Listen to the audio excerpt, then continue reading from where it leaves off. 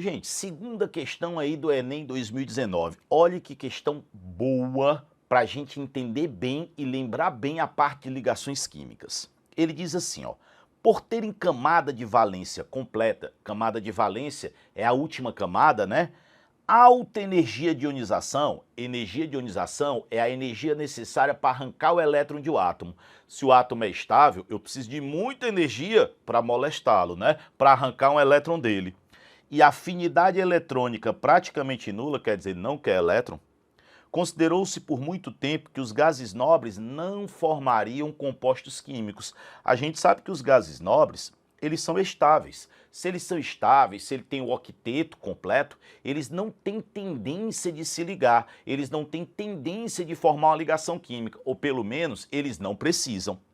Porém, em 1962, foi realizada com sucesso a reação entre o xenônio e o hexafluoreto de platina, e desde então, mais compostos novos de gases nobres vêm sendo sintetizados. Tais compostos demonstram que não se pode aceitar acriticamente a regra do octeto. Gente, na verdade, a regra do octeto é uma coisa que vai servir de guia. Então vai servir de guia para a gente, não é uma realidade absoluta. Então quer dizer, se o gás nobre reagiu, ele não vai seguir a regra do octeto. Tais compostos, lemos isso aqui, né? Beleza.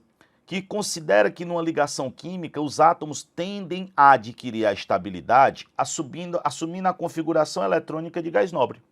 Dentre os compostos conhecidos, um dos mais estáveis é o difluoreto de xenônio, no qual dois átomos do halogênio flúor, camada de valência 2s2, 2p5, se ligam covalentemente com o gás nobre para ficarem com 8 elétrons de valência. Gente, ele disse tudo. Ele disse que o flúor vai se ligar covalentemente com o xenônio para ficar com 8 elétrons na camada de valência. Ao se escrever a fórmula de Lewis do composto do xenônio citado, quantos elétrons na camada de valência haverá no átomo do gás nobre? Bora fazer o seguinte? Bora ter bem calma. A primeira coisa é, ele te deu todas as informações. Vocês sabem que ele falou de difluoreto de xenônio, então é XF2. Outra coisa, a gente sabe que o xenônio é um gás nobre, então ele tem 8 elétrons na última camada, ele tem o octeto. Nós sabemos que o flúor, ele tem 7 elétrons na última camada, mesmo que você não soubesse, ele disse na questão. Ele disse, ó, vou até colocar aqui para vocês verem de novo, eu destaquei que o flúor termina em 2s2, 2p5, ó, 7 elétrons na última camada. E diz que cada flúor vai fazer uma ligação covalente com o xenônio para completar o octeto. Então o flúor, ele tem 7 elétrons na última camada. Beleza, beleza, beleza. Como é que vai ficar isso então?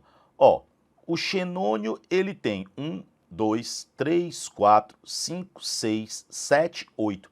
Gente, fórmula de Lewis também pode ser chamada de fórmula eletrônica, né? Essa fórmula onde aparecem os elétrons.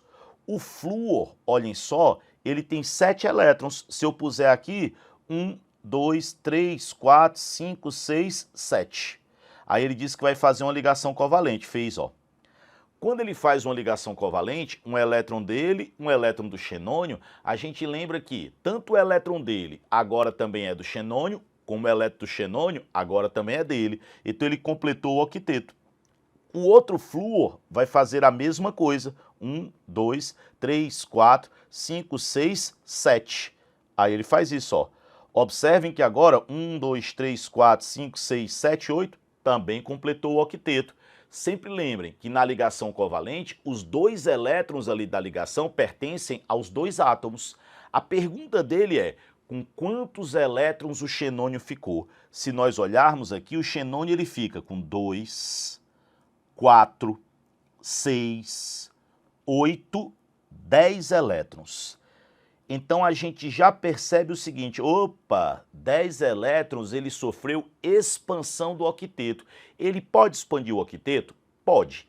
Quem é que pode expandir o octeto? Gente, todos os elementos que estão do terceiro período para baixo na tabela, podem expandir o octeto. Michel, eu vou ter que decorar? Não, você vai ter que entender. Lembrem lá das nossas aulas de ligações. Se vocês pensarem no diagrama de Linus Pauling, ó, ele é um S2, 2S2, 2P6, 3S2, 3P6, 3D10. Aí depois 4S2, 4P6 e por aí vai. Mas, gente, sobretudo, o que é que significa estar no primeiro período? Só tem uma camada. Vocês podem ver que quando eu só tenho uma camada, eu só posso ter dois elétrons, ó, um S2. Se vocês olharem, ó, 2S2, 2P6, vocês conseguem perceber que quando eu estou no segundo período, ó, eu posso ter no máximo 8 elétrons. Mas agora eu consigo visualizar que a partir do terceiro período, ó, 2, 6 dá 8, com 10 dá 18. A partir do terceiro período eu posso ter 18 elétrons. Então quem está com 3 camadas ou mais pode expandir o octeto.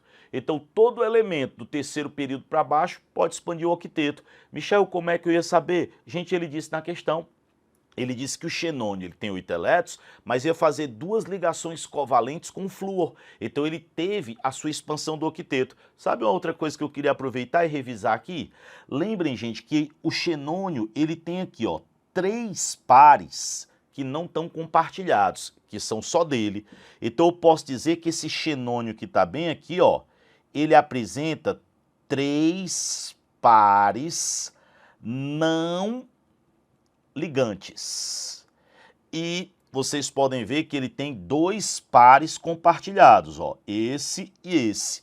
Então eu posso dizer que ele tem 2 pares ligantes. E como vocês são muito bons, eu tenho outra revisão para fazer. Cara, qual é a hibridação do xenônio? Gente, hibridação, você conta o número de polos de repulsão. O que é um polo de repulsão? É um par de elétron livre ou então uma ligação sigma. Par de elétron livre ou ligação sigma. A π não conta. Quantos pares de elétron livre tem ao redor do xenônio? 3. E quantas sigmas ele faz? 2. Então ao redor dele eu tenho 5 polos. Vocês lembram da história dos polos? Então, se ao redor desse cara eu tenho 5 polos de repulsão, é só vocês somarem e encontrarem a hibridação. A hibridação vai ser sp3, ó, 1 mais 3 dá 4. Mas se são 5 polos, sp3d. Então, se ele tivesse pedido a hibridação, você também faria, beleza? Show? Vamos para a seguinte.